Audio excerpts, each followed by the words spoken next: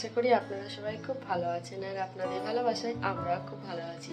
সকালে আমি রান্নাঘরে এলাম আর আজকে শরীরটা না একটু ভালো লাগছে না, তাই বিশেষ কিছু রান্না করবো না, ওই সামান্য কিছু রান্না করব, সেগুলো সব অ্যারেঞ্জ করে নিয়েছি একেবারে। এই যে উচ্ছে ভাজবো, মাছ এনেছিল, প্রথমে ভেবেছিলাম ডিম রান্না করবো, তাই ডিমের আলু কেটে রেখেছিলাম, পরে দেখলাম মাছ, সেইগুলো আবার একটু সাইজে ছোট করলাম। মাছটা এখনও ভাজা হয়নি। এদিকে কুকুদের ভাত হচ্ছে আর পাকুমের ভাতটা হয়েই গেছে।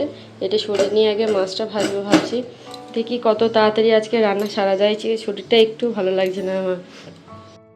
পাকুমটা আমার সত্যিই গুড গার্ল।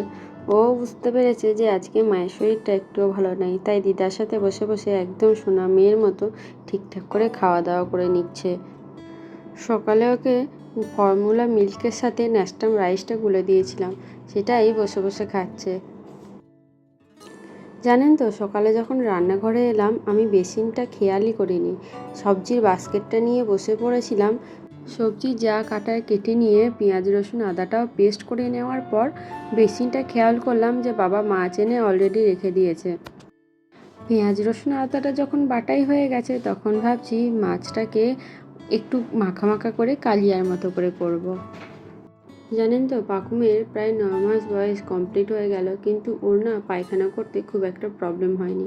হয়তো এর আগে কয়েকবার হয়েছে এরকম যে 2-1 দিন পায়খানা করেনি, কিন্তু তারপরে ও মোটামুটি ঠিকঠাক মতো পায়খানা করেছে। রিসেন্ট কয়েক মাস ধরে দেখছি ও রেগুলার ঠিকঠাকই পায়খানা করে, কিন্তু আজকে না পায়খানা করতে গিয়ে মেয়েটা আমার ভীষণ কষ্ট পাচ্ছিল, খুবই কান্না করছিল। পায়খানাটা বেরিয়ে এসেছে ঠিকই, কিন্তু তারপরে প্রেশার দিয়ে বাকিটা যে বার করবে সেইটুকু ক্ষমতা ওর হচ্ছিল না।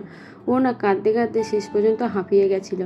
ও না সেই সময় এমনভাবে আমার দিকে তাকিয়েছিল, আমারও কিছু করার ছিল না আর ভীষণ নিজেকে অসহায় লাগছিল। তারপরে একটু নারকেল তেল দিয়ে দেওয়ার পরও পায়খানাটা করলো। যাই হোক, তখন খিচিবিচিতে রান্নাটা বন্ধ করে দিয়ে ওর কাছে বসেছিলাম। এখন মা ওকে স্নান করিয়ে পরিষ্কার করে দিয়েছে, এবার একটু নিশ্চিন্তে ঘুমাবে। আমি এই ক্ষুদ্র কাজকটা সেরে নিই। জানেন তো, অনেক দিন আগে একটা সাবুর প্যাকেট এনেছিলাম, কিন্তু সেটা এতদিনে আর কিছু করা হয়নি। আজকে সকালে ভিজিয়ে রেখেছিলাম, এখন ভালো করে সিদ্ধ করে নিয়েছি, দিয়ে একটু ঠান্ডা জলে ধুয়ে নিয়েছি। তাতে কি সুন্দর ছাড়া ছাড়া দানা হয়ে গেছে। উফ, আবার জড়িয়ে গেছে। দাঁড়ান, গামলাটাকে রেখে তারপরে হাতে করে তুলে এই দুধে দিই। আসলে 2-3 দিন ধরে অনেকটাই দুধ জমে গেছিলো, তাই আজকে সাবুটা দিয়ে একটু পায়েস বানিয়ে নিচ্ছি। ঘরে কাস্টার্ড পাউডারটাও আছে, সেটাও গুলে একটু দিয়ে নেব।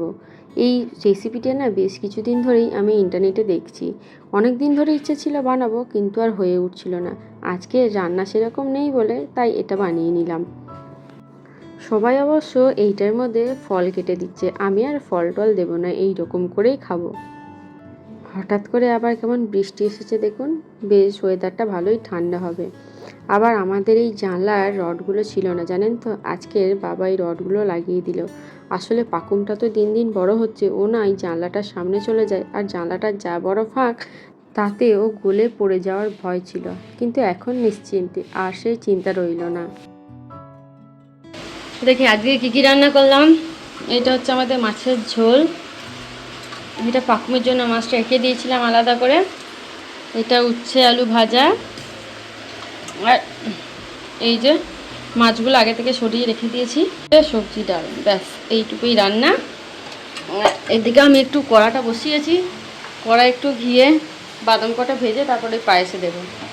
জানেন তো, এই কথাটা সবসময় শুনি যে বাচ্চারা বড়দেরকে যেটা করতে দেখে সেটাই নকল করে। পাকুমের ক্ষেত্রেও এক বিন্দুও সেই কথাটা মিথ্যে হচ্ছে না। ও আমাদেরকে যেটাই করতে দেখছে সেটাই নকল করার চেষ্টা করছে। ওর বাবাকে এই জানলাটা হ্যান্ডেলটা টেনে লাগাতে দেখেছে, তারপর থেকে আর জানলাটা খুলে রাখতে দিচ্ছে না, সমানে টেনে টেনে জানলাটা লাগিয়ে দেওয়ার চেষ্টা করছে। ডিমটাকে খাবে, ডিমটা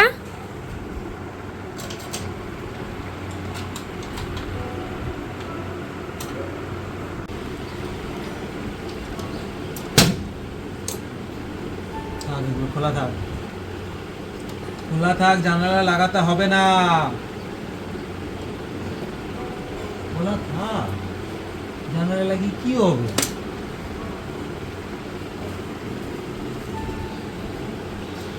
জানেন তো, পাকুম হওয়ার আগেই আমি আর ওর বাবা দুজনে মিলে ঠিক করে রেখেছিলাম যে বাচ্চাকে কোনোদিনও বলে বলে কোনটা ঠিক বা কোনটা ভুল এরকম করে শেখাবো না।